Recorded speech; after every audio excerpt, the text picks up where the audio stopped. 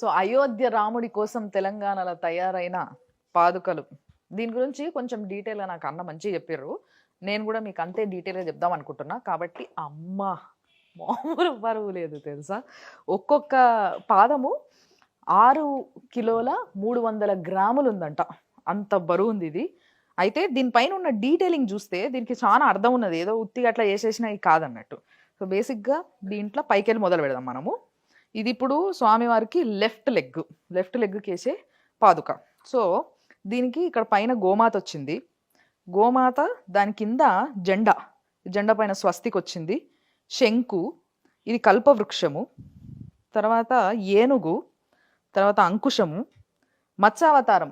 అంటే బేసిక్‌గా విష్ణుమూర్తి ఫస్ట్ మొదల అవతారం ఉంటుంది కదా, అది మత్స్యావతారం కాబట్టి ఇక్కడ మత్స్యావతారము. రాముడికి ఏదైతే ఆయుధం ఉంటుందో చేట్ల బాణము, ధనుస్సు అది. అండ్ కింద పద్మం అన్నట్టు, అంటే కమల పువ్వు. బేసిక్గా దేవుడి పాదాన్ని మనం పువ్వులతోని పూజిస్తుంటాము అండ్ పోలుస్తాం కూడా. కాబట్టి ఈ ఏళ్ళ దిక్కు కూడా మొత్తం 5 చిన్న చిన్న పూలు వచ్చినాయి. ఈ మీద అంటే చింతాకు పథకము అని మనకు పాటలు వింటాం కదా, సీతమ్మ దేవికి చేపించిన నగలల్లా చింతాకు పథకం అని వస్తుంది. సో అట్లా గ్రీన్ కలర్ స్టోన్ పైన పెట్టి చాలా అందంగా చూసేటందుకు చాలా ఎంతో అర్థం ఉండేటట్టుగా, అంటే ముఖ్యంగా దీనికి కావాల్సిన శాస్త్రం ఏదైతే ఉంటుందో దాన్ని చదువుకొని దానికి తగ్గట్టుగా తయారు చేసారు అన్నట్టు. ఏదో ఉత్తి ఆసామాసి తయారు చేసింది కాదు. అండ్ చాలా బరువు ఉంది. అట్ ది సేమ్ టైం 2 పాదాల మీద వేరే వేరే ముద్రలు కొన్ని ఉన్నాయి. అది కూడా చూపిస్తా, ఒక్క సెకండ్ ఆగురి. అమ్మా, ఇది కూడా ఇంకొక 6 కిలో 300 గ్రాములు. సో దీనిపైన కూడా చూడండి, మొదల నుంచి అక్కడ మీరు శంకు చూసారు కదా, ఈడ చక్రం ఉన్నది అన్నట్టు. తర్వాత ఇక్కడ సూర్యుడు, చంద్రుడు, అంతే కదా. సూర్య చంద్రులైనా ఎవరైనా ఇలా ఆధీనంలోనే ఉంటుంది, అంతేగా. దాని తర్వాత ఇక్కడ కూడా అంకుశం ఉంది. అండ్ ఎస్, రాజు కాబట్టి ఆయనకి ఖడ్గం కానీ మిగతా ఆయుధాలు కానీ డెఫినెట్లీ ఉంటాయి. సో ఇది ఖడ్గము, దాని పక్కన కల్పవృక్షము.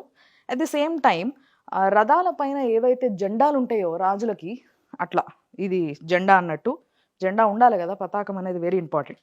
తర్వాత మనం ఏది షురువు చేసినా కూడా కలశం పెడతాం ముందుగాల. ఏ పూజ అయినా, ఏ శుభం చేయాలన్నా, మన ఇంట్లో ఏది మొదలు పెట్టాలన్నా కూడా ఒక కలశం పెట్టుడుతోనే షురు చేస్తాం. కాబట్టి ఒక కలశము, మళ్ళీ దాని కింద కూడా ఒక పద్మము. సో ఈ విధంగా దీన్ని కూడా సేమ్ అదే మోడల్లా కానీ కొంచెం వేరియేషన్, కొన్ని వేరే వేరే ముద్రలతోని చేసారు అన్నట్టు. మొత్తం మీద ఈ 2 పాదాలు కూడా 12 కిలోల 600 గ్రాములు ఉన్నాయంట. చాలా బరువు ఉంది, కానీ చాలా అదృష్టంగా ఫీల్ అవుతున్నా నేను. ఎందుకంటే ఇది డైరెక్ట్ ఇట్లా చేతిలో పట్టుకున్నాడు ఎంతమందితో అవుతుందబ్బా. మీరు కూడా నన్ను చూసి ఇట్లా అదృష్టం అనుకోండి, చూపిస్తున్నా కదా.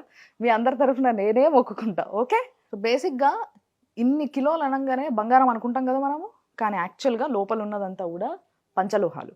అంటే బేసిక్గా మనము రాగి కానీ, లేకపోతే సిల్వర్ కానీ, కొంచెం బంగారము, ఇంకా కొన్ని కలిపినప్పుడు ఇది పంచలోహాలు అని మనం పిలుచుకుంటాం.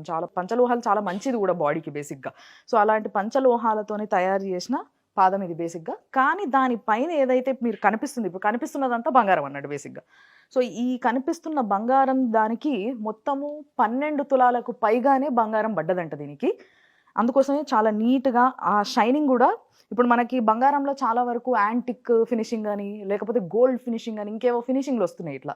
సో అట్లా ఈ మెరుపు తగ్గకుండా ఎప్పటికీ ఇదే మెరుపు మెరిసేలాగా ఒక ఫినిషింగ్ని కూడా ఇవ్వడం జరిగింది దీన్ని. అండ్ దీన్ని 25 రోజులు కష్టపడి ఒక 6 మంది తయారు చేస్తే ఇంత అద్భుతంగా అందంగా రాముడికి సిద్ధమైనవి అన్నట్టు. మరి వీటిని జనవరి 22వ తారీఖున అక్కడ అయోధ్యలో చూస్తాం మనం, టీవీలలో చూడుండ్రి, ఇవే పాదాలు ఆడగానే వస్తాయి.